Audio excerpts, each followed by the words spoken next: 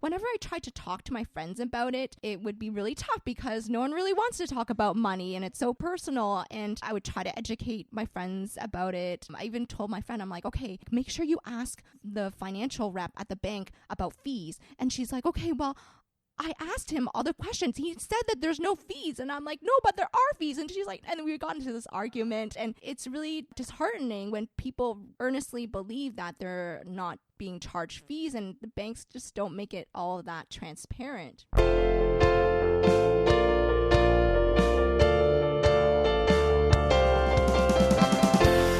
This is the Personal Finance Show.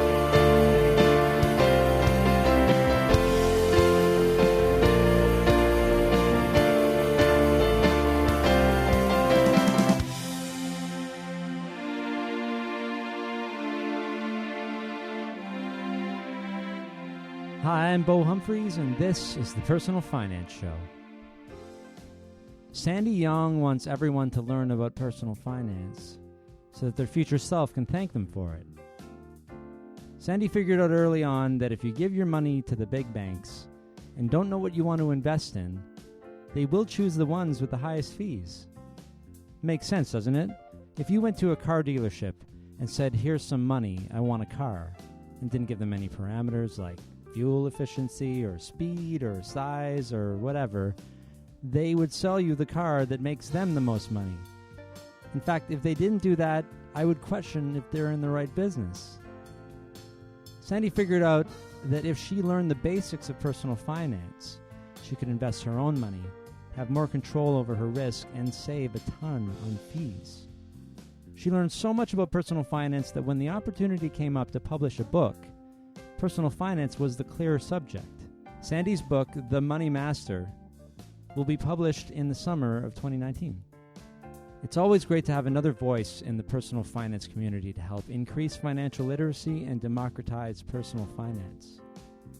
Financial wellness is nearly impossible to achieve if you're having mental health issues.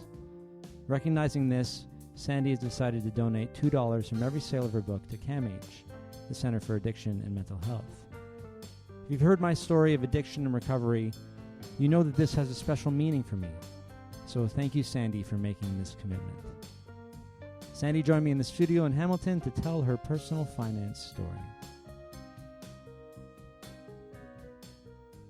My earliest childhood memory with money is when I would go to the local corner store. I think it was called Becker's. Sure, yeah, Becker's, then. yeah. And They still have those, I think. Probably. Or maybe not. Maybe they all switched over to like Circle K or Max yeah. Milk or something like that. But yeah, so you had early Becker's? Yes, and I may have been maybe 4 years old at the time. Oh, you remember 4. Wow, okay. So 4 years old. And I would walk down the street with my father, and we would go into the store, and he would give me some change, and I would be able to pick out my own candy bar. And you remember that you needed the money to get the candy bar. And like, how much money do you know? Maybe $1. Just $1, and you go, and you're like... He would hand me the money, and we would go up to the cashier, and I would physically hand the money to the cashier. And so that's where I was able to kind of formulate the fact that you need to have currency in order to buy the things you want. That's excellent. That's an excellent lesson. I think that's one of the earliest things that we should start with our kids, like, because you can't really teach them money so early, like, you know, concepts and stuff, but you can let them go and pay for something. So I think that was pretty bright of your dad to do that. I don't know if he was trying to teach you, do you know, or he was just trying to let you have the experience? I think he was just trying to teach me. Yeah, just simple. Well, how was he with money? Do you have any memory of how your parents were with money? There were good and bad things growing up and learning about money. My dad was very good at bookkeeping. Okay. And so he would do the old school method where he would keep track on a yearly basis all of our household expenses. Nice. And, on paper? On paper, Whoa. manually. Wow. Yeah. Growing up in a family of 4, my dad was the sole provider for our family. Okay. And my mother was a stay-at-home mom, mostly in part because she was living with mental health illnesses. Okay. And so my father worked as a chef in various Chinese seafood restaurants. Wow. So that's busy work. And do you want to talk about your mother's mental health illnesses at all, or do you want to move on from that? Maybe we can cover it a little bit later. Okay, we'll talk about that Yeah. later. Okay, Yeah. so because I'm really big on mental health advocacy, and I know you are as well. So would you see your dad ever? Like, he was working as a chef? I remember, being young, like I was a daddy's girl, so I was Okay. very attached to Yeah. him. And I believe at times he would juggle between two full-time jobs, right? Wow. Working Wow. day at a restaurant and then having night shifts as well. And I didn't want him to leave the house. And I'd be like, no, like stay Yeah. home, like play with me. And I would cry and he'd be like, no, I have to go and work. And as a 4-year-old child, you don't really understand what's happening. No, not yet. But growing up, I could see that he was able to put food on the table and make sure that everything was covered in the household. It's a lot of sacrifice, right? Because you're the provider, and to work 2 jobs and to not, you make the choice. You can't see your kids as much, right? And especially when they don't understand when you're so young. Oh, it's got to be heartbreaking for him to go to work every day at that point. And so this experience where you went to the store together, like whenever he had a day off, I guess. Yes, during his time few off. and far between, I guess, Yeah. right? So you learned, from him indirectly and probably later on, that you have to work hard for money. It doesn't just appear out of nowhere, right? Do you remember when you first started earning money yourself? Did you have an early job? Okay, so the legal age to start working, at least in Ontario, I believe is 16 years Sure. old. But my parents got me started when I was 14. Of Yeah. course, back then it would just be cash jobs. Okay. I mean, they didn't really last very long. It was just a couple of months here and there. But what would you do? So my first one was working in a gift basket store. Okay. And they taught me how to put together gift baskets. And this was leading up to the Christmas season. Yeah. So I did that for a little bit. Wait, how are you getting into the gift basket market? Like, who's the connection? Through family connections. So they knew like they have the store somebody who owners. works there, the owner, and they're like, okay, you give my daughter some work. She can work Yes. hard. Yeah. She'll make the baskets. Okay, so you're bringing in some cash. Yeah. And what are you doing with that cash? Well, I think as like a teenager, most likely it's either clothing, entertainment. Back then they had CDs, so I would buy CDs from Columbia House. I think that those mail order subscriptions. That you had to buy them. Otherwise, you would have to pay money. I forget the deal there, right? You get free ones, and then you have this obligation to buy the rest of them. 4, get one free, something like that. So it wasn't like you were working. Your dad was able to take care of the family by working the double job sometimes, and you didn't. Like they didn't put any burden on you to be like, you need to contribute. This was just for you. As a teenager, not so much. Like all the money that I did earn throughout high school and university was for my own spending. Yeah. Yeah. And was there any talk of saving for the future, for going to school or anything like that? For university, I did have to pay my way through university. But I think at 18, we went to the bank together and we set up the RSP. Although back then, we didn't know anything else except for mutual funds. Yeah, okay. So But they set it up when you were done high school then, or about to go to university. Okay, so they wanted you to, this was kind of like, you're a grown-up now? Yes. That kind of thing? Yeah. Okay. So for school then, there was no real saving for school. So you knew you were going to have to take loans out or... Yes. Yeah. Yeah. Okay, so that was just the plan. Maybe OSAP government loans? I had OSAP. So that's what you end up doing. So was it fully OSAP loans or did you have bank loans as well? Fully OSAP loans. I didn't have any bank loans, but what I did was that in school, in university, I did have several part-time jobs. Okay. And because I was so dedicated towards my education, I was top of my class, and I applied for the student scholarships that were available in my program. Because a lot of students, they may not necessarily take advantage of that, or they don't even take this first step to apply. But I did apply, and I was able to win scholarships each year. So I like when this comes up because there's so many scholarships out there. And were these just internal within your school? Most of them were internal within my department, my program. Yeah, within your program. But then even through OSAP, I think there was the Queen Elizabeth scholarship. If you meet a certain GPA, they will also provide you with some funding. And this is while you're in school, but did you think about it before you went to school? Entrance scholarships or anything like that? Did that come to mind? I think it was only the Queen Elizabeth one. I think that's just funded by the government. Yeah. I had that. So, yeah, if you would have known about all the other ones available, I mean, that might have helped you. But when you were in it, what do you think triggered you to apply for these scholarships? I needed the money. Yeah, exactly, right? I mean, OSAP, they lend you the money, but it's not free. No. Essentially, you still have to pay it off. So it would either be through working part-time or through winning scholarships. Okay. So I figured, hey, why not do both? And it could have been something as simple as you get an email that says, hey, there's scholarships, or somebody mentions it to you, or you listen to a podcast like this and somebody's talking about scholarships. And that's why I like when we talk about it, because there are private scholarships out there for high school students. There are scholarships for when you're in a certain program, when you're of a certain demographic, a certain cultural background even, right? That's right. And you may find that you are the only person of that background in your program, and it's almost like free money from some people that I've said who applied, like I was the only person who could qualify for this, or there are very few people, of my background who applied, and I got it. So I just want everyone to remember that, and spread the word. Scholarships. So you got some. You got a couple,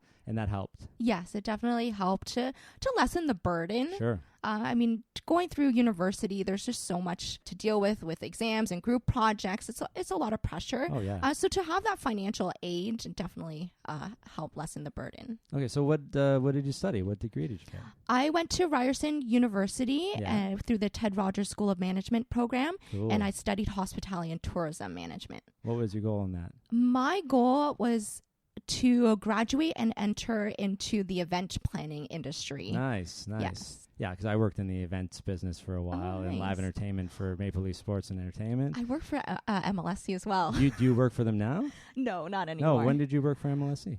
During university, one of my part-time jobs was working at the BMO Field where TFC plays, and also at the Ricoh Coliseum where the Toronto Marlies play. Amazing. Yeah, so I was there from 2005 to 2011. Oh, okay. In the live entertainment department, so anything to do with concerts.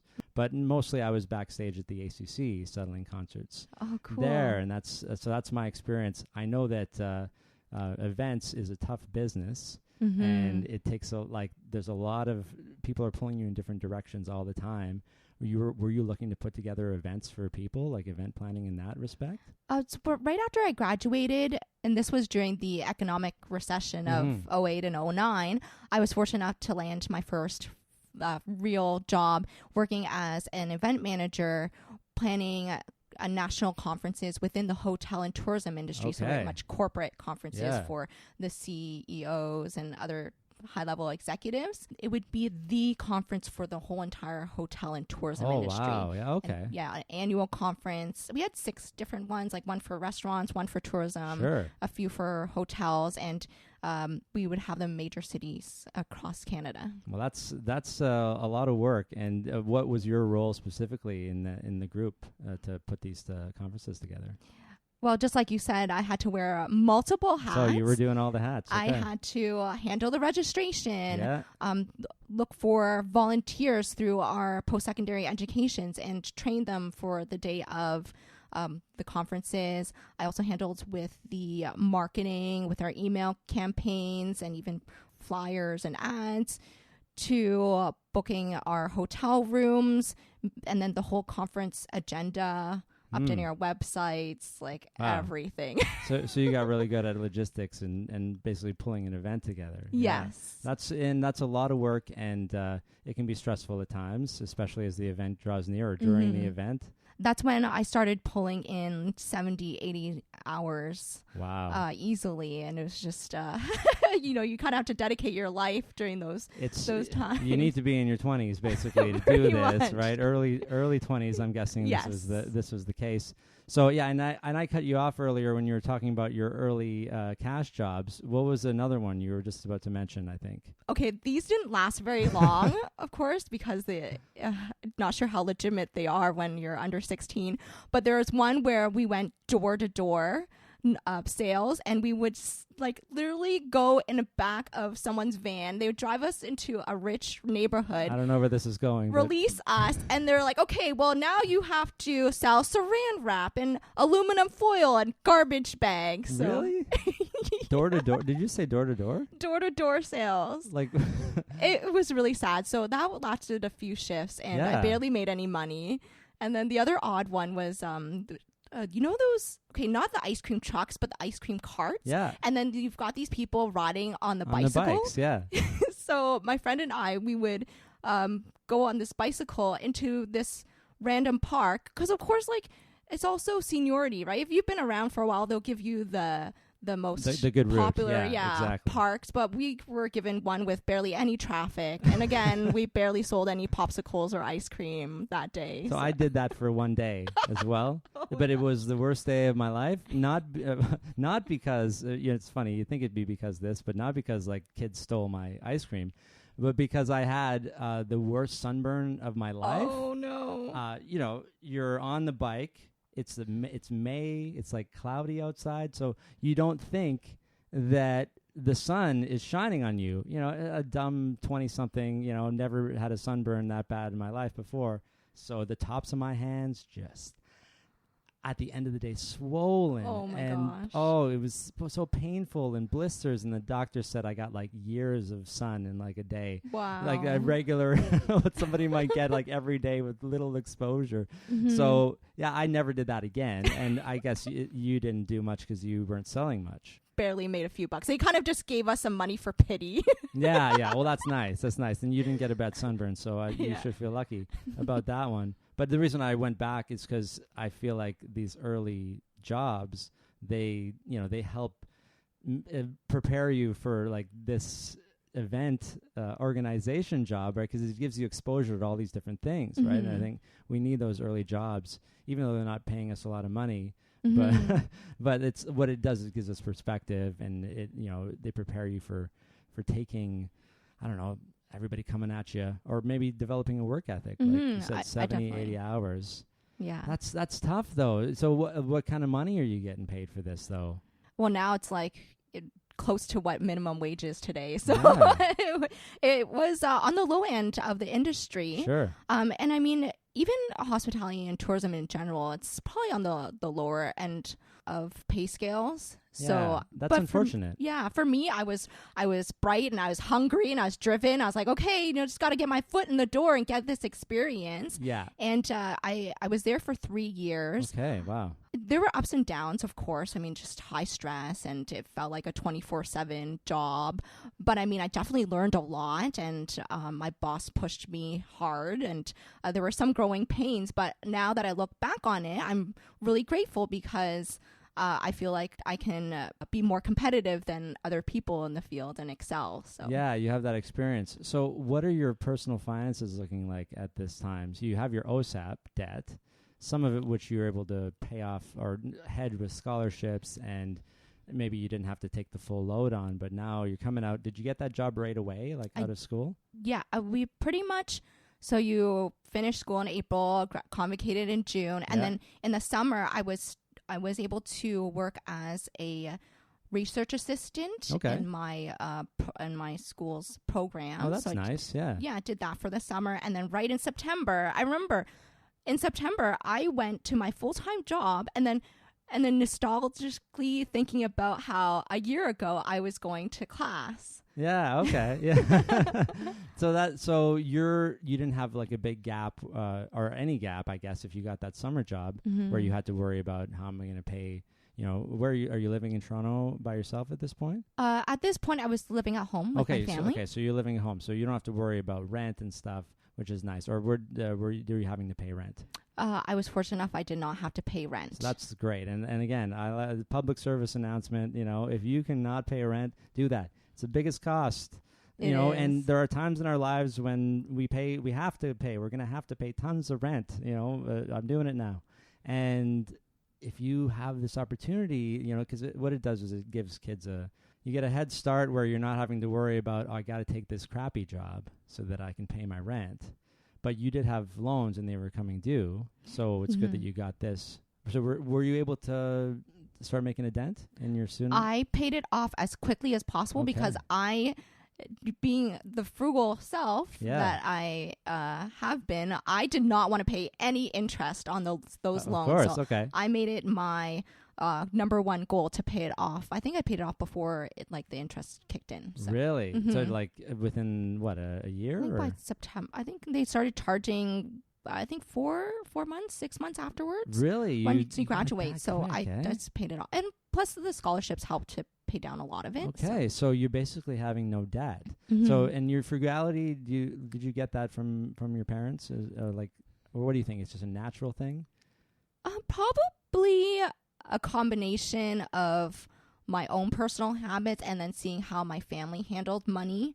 Of course, I would say we barely lived above the poverty line. Okay. Very conservative. We never went on any family trips, unfortunately. But my dad, just made just enough to support our family. But then I believe when I was about 10 years old, my father actually suffered from, I believe, a heart attack. And then he was in the hospital for 2 months. Wow. Had to go through a triple bypass surgery. And then from then on, he had to go on to ODSP, the Ontario Disability Support Program. Okay. So even then, when in his maybe mid-50s, he had to stop working. So really, my mother was a stay-at-home mom. So we didn't really have too much to go on. So I kind of also had to work in high school just to be able to support myself too. Yeah. That's crazy. Okay, so you're coming from that, and I'm glad OSAP existed, so you could go to school. And then you get this job,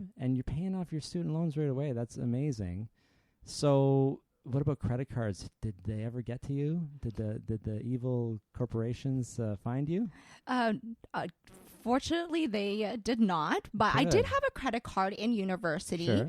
I was very responsible with it. I think even back then in university, working part-time, I believe I kept it as a $500 limit. So I would never go over that. I made sure, my dad told me, make sure you pay it off your monthly bills, and I was good in that way. So just for convenience. Okay, so you're paying off your debt. You don't have any troubles with consumer debt, and you don't have any time to spend money. So are you saving money while you're doing this 3 years of the conference work? I did. I think I was really smart in the fact that I sat myself down and I took an Excel spreadsheet. Excellent. I didn't know at the time that anyone else was doing it, but I mapped out okay, well, from now on for the next 45 years of my life, this is You did that right then? Yeah, I kind of figured it out. Of course, only within a 5-year time frame, Sure. that'll be the most accurate. After that, Yeah, it's of hard to course. predict. But it's okay, well, what do I want to achieve? I'm I want to get married. I want to buy a house. I want to have a car. Okay. And then, of course, save for retirement and my future kids' RESP. So I was okay, how much do I need? How much do I need to save up? And what's my time frame? And this is how much I need to save. And then based on opening up my RSP and my TFSA, I was okay, well, this is how much I need to save every paycheck. So I was very diligent, probably Wow. within my first year of starting my first full-time job. Who taught you all this stuff? How did you learn? Well, so a really good classmate and friend of mine, he recommended me to read Rich Dad Poor Dad by Okay. Robert Kiyosaki. Not the first guest to mention Rich Dad Poor Dad. It is ubiquitous in this building wealth concept, right? Please Yeah. continue. Yeah. And so I was okay, sure. And I picked it up probably from the library and read it. And I was so fascinated by it. And after that, I was just immediately hooked. I felt I was just entering into this new realm of personal finance and investing. So from there, I just decided to learn more about it, because in school, even though I have a business degree, they Yeah. don't teach you about personal finance. They don't. Can you give your just a quick takeaway from Rich Dad Poor Dad? What was the message that you got from that book? I believe, other than the ESBI quadrant, right? Okay, can you go into that? Okay, so the ESBI quadrant, basically, Robert Kiyosaki explains it that you can either be of you can be an employee or you can be self-employed. And the other options are being a business owner and an investor. And then, SBI. and essentially as an employee, you're trading in time for money, which is linear income or active income.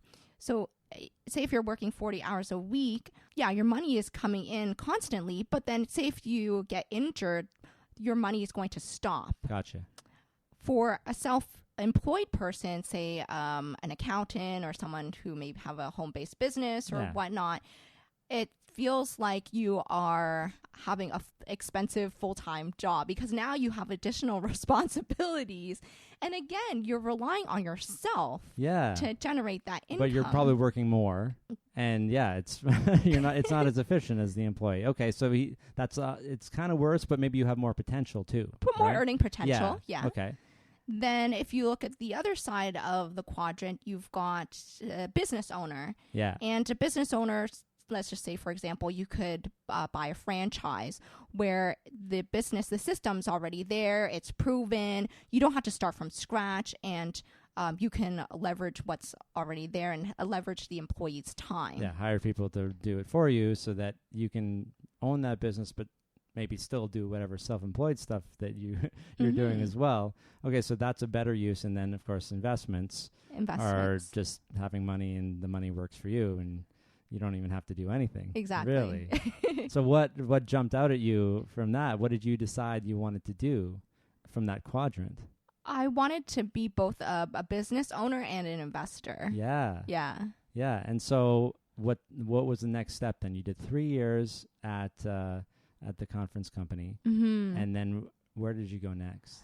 Afterwards, so after I felt like I had kind of outgrown my position at the conference planning company, I was looking for just something new, and I stayed within the hospitality industry, but moved on to purchasing or procurement. Okay. Again, I worked for a small company. There was maybe 20 of us, and I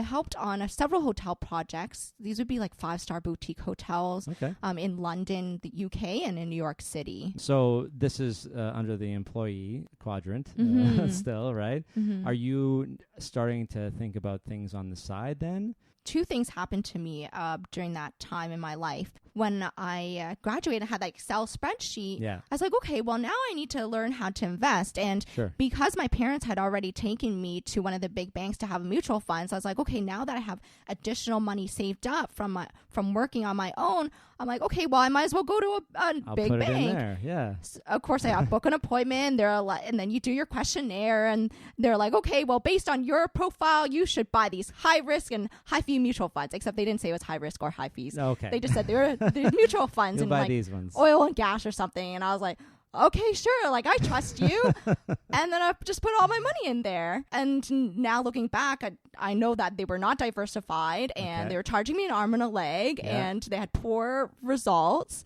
And so after maybe half a year or a year later, I was like, oh my God, like I'm losing thousands of dollars. So you actually were you actually losing money, or were you just like earning less money than you could have, say, somewhere else? So for the first couple of months, it was doing stellar results and probably beating the market. I'm like, yes, this is awesome. Okay. And then of course it just started like going down and down and down. I'm like getting more and more nervous. And I was like, okay, like this is not what I expected. Yeah. So then I was having dinner with my high school friends. They were talking about ETFs, exchange traded funds. And I was like, what is that? And I was like, started doing my own research. Okay. And that's when I started reading more personal finance and investing books, and I taught myself how to do it. And the motivation was you're invested in this stuff, and you didn't quite know what it was, but you knew that it was going down, and that's not good. I mean, it can be good in some periods of time, right? But anyway, that was your motivation to look into other options. Whether it was just do you know at this time, like, was it just like a market downturn at the time, or was it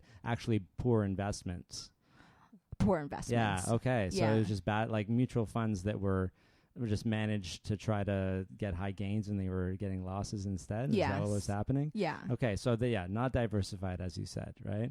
So you learned about ETFs, and that if you diversified your investments, like maybe even bought several ETFs, I'm guessing, you might see it go up and down, but not to the extreme that you saw your mutual fund go down. Yeah. So what did you do about that? So I definitely attribute my success and how I got started with the Money Sense guide to create a perfect portfolio. Okay. Yeah. And I think Dan Bortolotti had Was it the couch potato portfolio? Yeah, and the couch potato. So it had a step-by-step guide. This was back in 2011. Okay. And it literally showed me all the things that I needed to do in order to go to an online brokerage and set up my own account and buy my own ETFs. That's great. And were you aware of the fees at this point too, or just the fact that your stocks or your mutual funds, were going down? I didn't know the fees were high until I started reading the books and they started pointing it out to me. Okay, so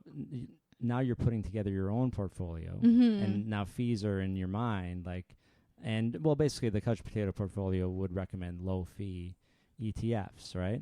So that more of your money, more of your gains, whatever they may be, they stay in your pocket. Yeah. Because that was the other part that you didn't even know at the time, was that not only was it going down, but it might have even been going down because it was eroded by fees. Yes. Right? Yeah. So you found this smarter way to do things, and you put together your own. Was it a self-directed one? Yeah, I opened up with Scotia iTrade. Okay. I don't have any affiliation with them. No, but that was your bank. You said no more mutual funds from Scotia, or if that was the case, and I'll go over. Or did you switch? It was from another bank. Okay, interesting. Yeah. Okay, so Scotia iTrade, I think they had a good platform, and they probably still do, right? At the time. So yeah, I mean, there's a bunch of different bank platforms. There's also non-bank ones like Questrade. To me, it's about user interface, right? Because you can buy any products that you want on these, right? And I doubt there's any restrictions. It's supposed to be a open market, right?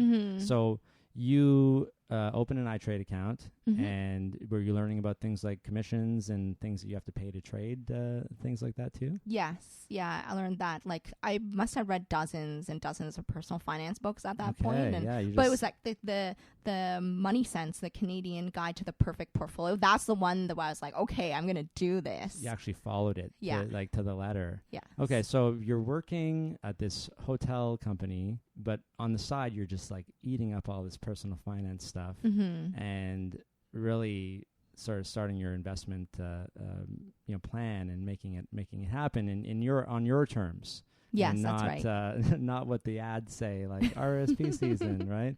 Just come to our bank and we'll help you. And so what was the next step in your either work or investment life?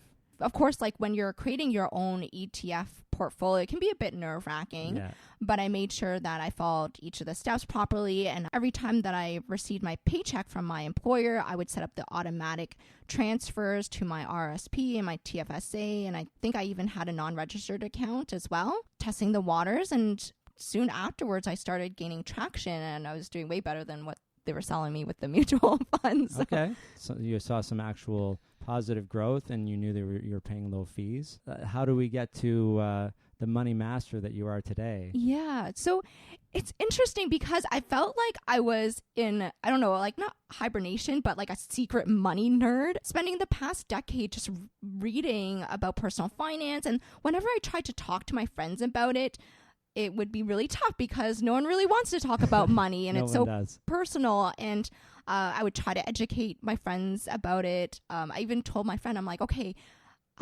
make sure you ask the financial rep at the bank about fees. And she's like, okay, well, I asked him all the questions. He said that there's no fees. And I'm like, no, but there are fees. And she's like, and we got into this argument. And it's really disheartening when people earnestly believe that they're not being charged fees, and the banks just don't make it all that transparent, right? So, and I guess they're telling the truth. There's no upfront fees, if that's the question. Are they just answering whatever is most convenient for them? That sucks that you would give advice, specific advice to your friends, and they would still not be able to get the right answers. Yeah. And so it would be conversations like this, or even hearing about my coworkers living paycheck to paycheck and just struggling to even save towards their RSP or TFSA, or they still had student loans 10 years later. And I'm like, I just didn't make any sense to me. And I was like, oh my God, like I need to do something. Yeah. But I didn't know how to educate people in a way that they would be comfortable and listen to me. It wasn't until, well, fast forward, I've left the hotel and tourism industry, and now I work for Bell Canada as a content product manager in their TV department. So I've been there for 3 years. But it wasn't until 2018, my husband, Albert, was like, okay, well, my New Year's resolution is to write a book. Okay. I was like, okay, cool. Good on you. I will cheer you on. Yeah. I'm like, that's not my ambition.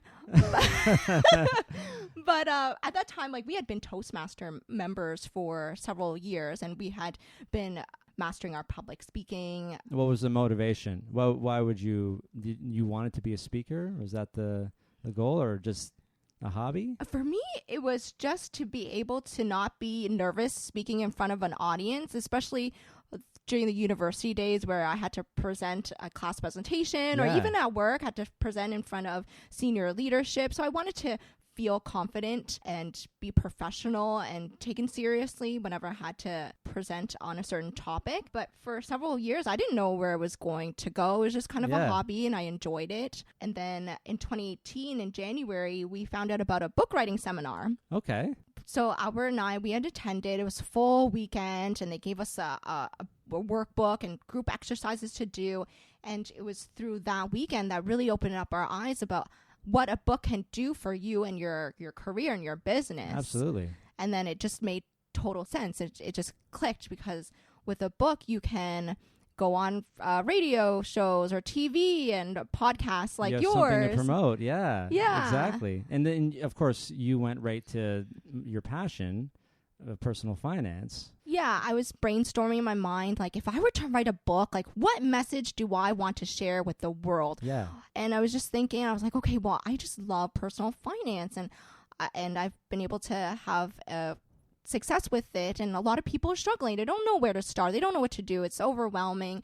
And I was like, okay, well, this is what I can do. I can write a book and have workshops, speak at conferences, and teach people. And it just made sense to pair my speaking and my personal finance together to do that. That's amazing. So what year was this again? 2018? 2018. So this is last year? Yes. And when did you finish the book? It took maybe 6 months to write it. We just finished the editing stage, and now it's fully edited. The manuscript's done. Yeah. And now it's going on to editing, and then it'll go on to printing. So, okay, yeah. Okay, so when does the book come out? So this summer should be out. Amazing. Okay, so you're done with the content. Can you talk about some parts or just the overall theme? Like, I mean, we can guess that it's about you communicating your personal finance knowledge through, but where did you go with that? Yeah, so my book, I made it based on 3 main pillars. So first I talk about personal finance and how to create your own investment portfolio. The second part is talking a bit about real estate investing. And then the last part is starting your own business. Nice. But the way that the book is structured, in the first half of the book, I really lay out the foundations. I talk about your money mindset, developing wealthy habits, and making sure that you have the solid foundation, making sure that, if you're in debt, you get out of debt, because that's not really the main focus of mine. I want to make sure that it's to help people who've saved some money, but they might be afraid to. They don't know what to do with it. Yeah, they need to take the first step. Yeah, so the first half is really about the foundationals, and then the second half, I really go deep down into how you can invest and give you those different investment strategies so that you can create multiple streams of income. Yes, and in real estate, have you had any success in real estate? Did you buy that house that you wanted to on your bucket list early on? Well, my husband and I, we both love real estate investing, and same with my in-laws. And we currently have a condo property around the east of downtown area. Okay. So we manage that together, rent it out to tenants. And then last year, I purchased a pre-construction condo in downtown Kitchener. Wow. Yeah. And what, do you know the Kitchener area well? Or we made a trip down there before we purchased it. We scoped out the whole entire neighborhood, the downtown core, interviewed people, sure. Looked into the trends, and then we learned about the new transit system that they're going to launch, as well as there's many startup companies that are there, right? Such as Google and it's the Silicon Valley of Ontario, I guess, if you will. Because I've heard that if you wanted to buy real estate, but you're in a market like Toronto, for example, where it's almost impossible to get started, you can buy somewhere else, as long as you do your due diligence as you did. If you understand the market, at least a little bit, and know that you're going to be able to get a tenant, or, you might be able to, that might be a better option for you and would involve less down payment. Right? For sure. Yes. I mean, for us, we were able to get a 2-bedroom condo in downtown Kitchener, whereas in Toronto, you might be able to buy a studio if you're lucky. Yeah, it's just what a tough market to get into. And so you have some experience in real estate, and so you're talking about that kind of thing, like that's a rich dad poor dad thing as well, right? Mm-hmm. Buy real estate and create wealth, right? Yeah. Use it to pay for the asset itself, right? Yeah. It sounds so simple and like the smartest thing. Why doesn't everyone just have a bunch of real estate? What's the tough part about real estate in your mind? I would say, because I have more experience with the stock market and investing there, compared to real estate, I find that maybe where the hesitation comes in is that real estate does require more hands-on work, because you do have to deal with tenants and, all these different rules and regulations, and your money will essentially be tied up in a physical property that may not be as liquid as with online trading. Okay, yeah. So you have to have that risk tolerance. You have to be okay with having something just sort of tied up in one asset for a while that may involve someone, knocking down a wall by accident and you got to fix it, or the roof, leaks, or something happens. You just have to be mentally prepared for that. Then that's probably a big roadblock, you're saying, for a lot of people. Yeah, I think so. Like just being a landlord, dealing with tenants. If you need to repair something, you either have to know the right contractors, or do you hire a property management service? So there is a lot to consider before you jump right into real estate investing. It's an interesting way to look at it. I like the quadrants from the book, but I just see it as like increasing levels of difficulty, and increasing levels of potential gain, likely, but not guaranteed, of course. So like, you buy your ETFs or your stocks and your bonds or whatever it is, go to a robo-advisor, right? Easy, give them money. Things will happen, right? You don't really have to do much, right? Exactly. Real estate, well, you got to buy something. Maybe you got to find the tenants and do the stuff we just talked about. Maybe fix a couple of things. You have to, it's a job in itself, kind of a side job. It's not full time, but you have to be ready. And then the business is, that's a full time job. It could also be a side hustle as well. What's your business section like in the book? For me, it's just it's a very 101 kind of introductory, just to give people the idea of being a business owner and just some basics of what they should consider. How do they start a business, or how to find their passion? What kind of industry do they need to be in? Looking at their competition, or how are they going to market their business and gain clients, and having that team culture. So just little nuggets to give them an idea and to inspire them. Especially since the gig economy has been trending for the past few years, and you've got people who have been very successful with having an Airbnb, or being an Uber or Lyft driver, or going on to Etsy. If the people who are artsy and they like to make arts and crafts or sell jewelry, even simple things like that, using what they already have, right? Like if they have an extra bedroom in their house, they can rent it out on Airbnb. If they have a car, they can make more money by driving people to places. So. Yeah, I do that, by the way. Oh, nice. Yeah, I just made $60 this morning. Wow. But yeah, before anyone woke up. That's the key, right? Do it before the world wakes up. People don't maybe think that those are businesses, right? They're not like, oh, well, I don't want to buy a franchise, as you mentioned earlier, right? I don't have the capital. Actually, is that in your plans to like own the business that passively makes income, like that franchise type thing? I talk a bit about franchising as well. So just giving them the different options that they can consider. Is that something that you do or want to do? I explored having, so this is so funny. 7 years ago, I was thinking about starting my own business. I was like, yeah, I want to own a franchise. And I was like, okay, well, which franchise would I want to own? I'm like, well, I love soft serve ice cream. Or back then they had Menchie's. The I was frozen like, yogurt. yeah, the Yeah. Froyo. Yeah. It was like the biggest thing. I'm like, yeah, I want to have my own Froyo. This makes so much sense. It's all self serve. Like people do their own things, and it's just it's easy. And then I applied and I looked into it. You and actually then went through the application. I did. Okay. I did. And they're like, well, can you get like $400,000 from the right. bank? And That's right. you need at least $200,000 in your own capital. And I was like, oh my gosh, this is a lot of risks. Yeah, it is. Do you think when it's mentioned as part of like the way to build wealth, do you think that there's some kind of assumption that you already have capital to use? Because it would be so hard for someone, like, for example, no one can buy a McDonald's franchise.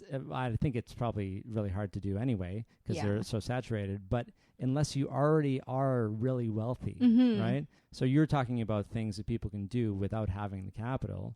Like real estate is one thing you need capital to do, but you don't need as much, right? You don't need to actually to have the whole value of the house, which for a franchise you kind of do, right? Yeah. And you already have to prove that you're viable for them to take a chance on you. Yeah. Is this something that you would still want to do, though? I don't want to turn down opportunities if it were to ever come up. Sure. I don't want to say never. At this point in time, probably not, though. I mean, if we were to have our own business, we may look into Airbnb. Would that be instead of having tenants, like in your rental properties? Or like in something that you currently live in, that kind of thing? We were kind of brainstorming different ideas. We've just been listening to a couple podcasts like on Airbnb. So I don't know. There's certain rules and regulations. It's always changing nowadays. There are. So, you can make way more money than a monthly tenant if you Airbnb out every day, but not everybody is okay with that regulation-wise. As you said, maybe there's a municipal bylaw or something that says you can't do this or you can only do it on occasion. Yeah. It can't be the sole purpose of this property, right? Yeah. I mean, because, I don't know, I guess there's something about people want their neighbors, they want to trust their neighbors. And, you know, a monthly tenant, even though they could leave with 60 days notice, is still more regular than somebody who's there for 24 hours. So I can see, these are the challenges of businesses, right? You know, you want to be able to hire somebody to run something, but you need money to do that. Would you recommend that people just make sure they know what their goals are? Like if you really wanted to that Menchie's franchise, you could have probably just dedicated all of your stuff to that. Maybe you could have got a loan for that right amount, but then you would have had to have that $200,000 in the bank. So it just takes a long time. Yeah. Maybe there's stuff you can do on the way to build capital. Yeah, not only the capital was a bit prohibited during that time, but also I probably would have had to quit my full-time job in order to run a franchise. That's it. I wasn't willing to do. So I think that for people, I think it's probably easier for people to carry a full-time job and have something part-time on the side. Okay. Just probably more manageable. But for people who are in a position where they may have had a previous business and they've saved up some capital and then they want to look into franchise, I mean, by all means, there are ones that are out there that can generate you the income that you want and to have the lifestyle that you want. So yeah, and you're doing it the smart way. You got your full-time job still. Yes. Doing it on the side. Do you find that you wish you had more time to work on the personal finance stuff? Oh, sometimes I wish that there was a clone of me so I could do double the work. Exactly. It's tough though, right? And I guess that's why we should start when we're a little bit younger and when you don't have, if you have kids, I mean, that's a side hustle in itself. It's actually, that's the full-time job and everything else is a side hustle. But you get started early. Would you say, like, if you have an idea? I know that Albert wrote a book. I saw it on his LinkedIn. So you guys both have your books, right? Either published or about to be published. Do you think people are holding back? I would say so. I think a lot of people let fear stop them from what they can achieve and what their true potential is. Yeah, for us to be able to work with our book publisher, it's not cheap to publish a book. And so for us, it was an investment, but we're thinking about the long term and where we see our careers going and just to be able to have the opportunity to speak on stage in front of hundreds, if not thousands of people and make that impact and make that difference in the world, whether it's through teaching people about personal finance, and for Albert, it's about improving the healthcare system. So we just focus on the end goal and just jump right in, because I feel that with successful people, they make the decision first and then they figure it out later. That's right. And the path will be shown to them. Whereas the people who just sit on the sidelines and they just analyze and overthink things, they end up not making a decision. Yeah, if you're just sitting at home waiting for all of the perfect things to align, it just doesn't happen way, right? Nothing ever happens in that way. And so writing a book, and you just got to get out. If you see a book seminar, right, and hey, maybe I should try this. Be open to different ideas, right?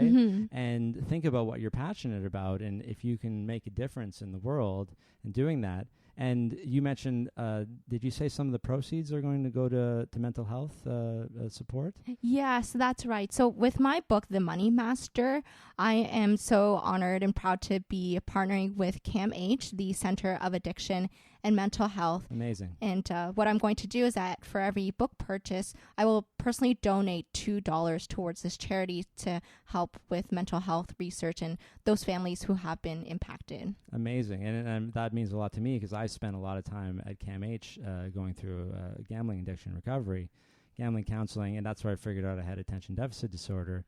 So I owe basically my current successful, happy life to spending a lot of time at CAMH trying to figure it all out. So that means a lot. Why would you align with CAMH? I mean, you mentioned your mother's mental health issues earlier. Yeah, growing up, I lived in a somewhat dysfunctional household. Okay.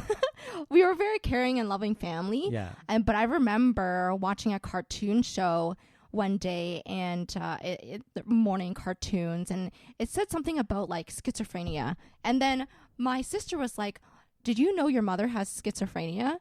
And I was in grade 3 at the time, so I must have been 8 years old. And I'm like, I had no idea what my sister was trying to tell me, but she was trying to explain in the way that, your mom has some mental health issues. This is why she's not able to have a full-time job, and she's a stay-at-home mom. Mm-hmm. And as I grew older and older, I started to see the signs and the behaviors of my mom going through depression and even being bipolar and having to see the doctor, or all of a sudden she would be hospitalized. Wow. And, I'd have to go visit her. And so she would exhibit all these strange behaviors, but then I had to take a step back and understand that it's the mental health aspect that's controlling her thoughts and emotions and the things that she's saying.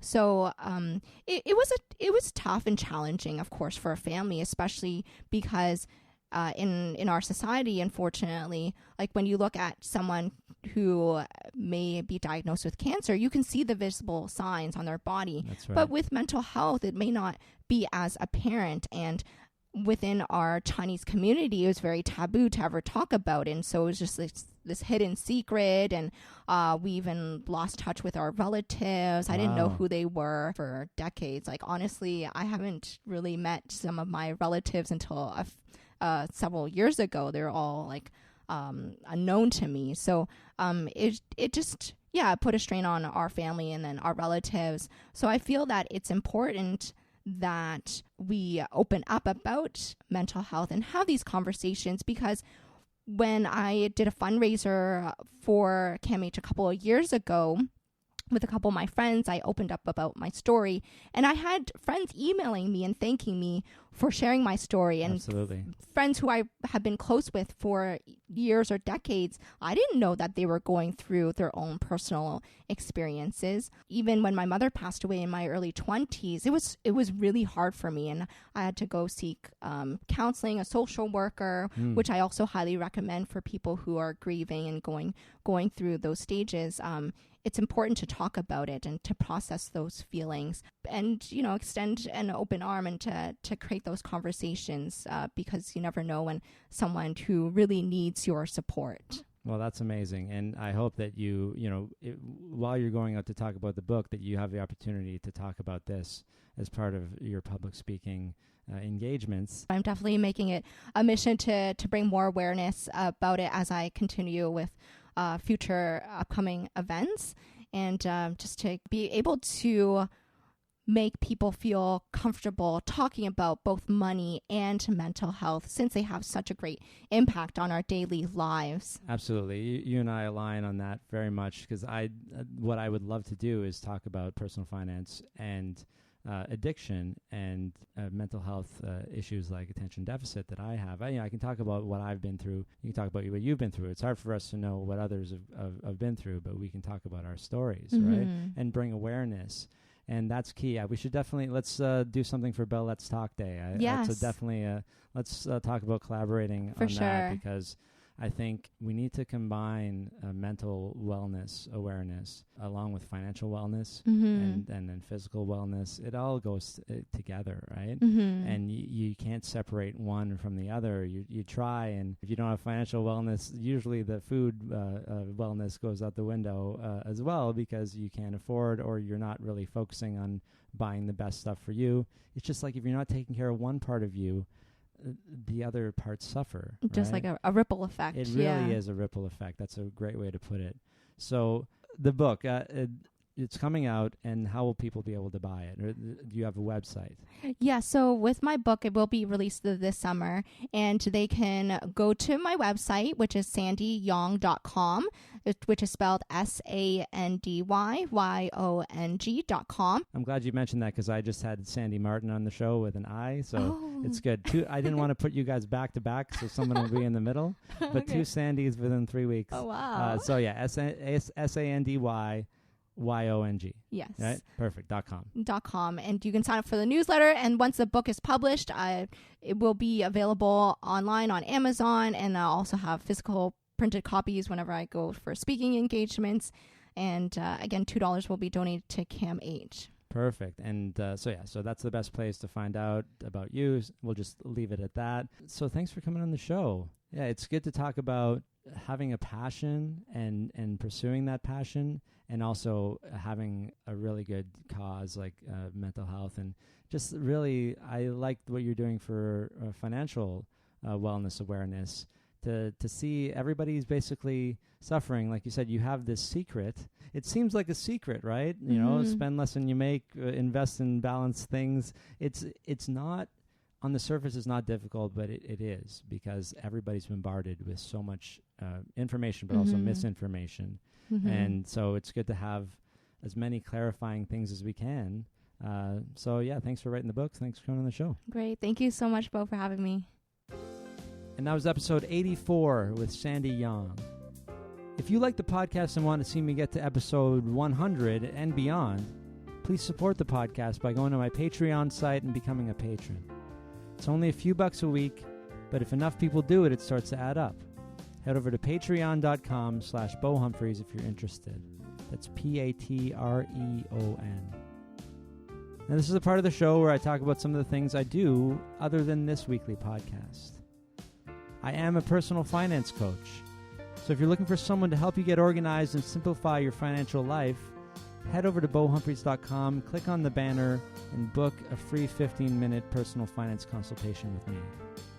We'll chat about your situation, and you can decide if booking an hourly coaching session is something that'll help you get moving in the right direction.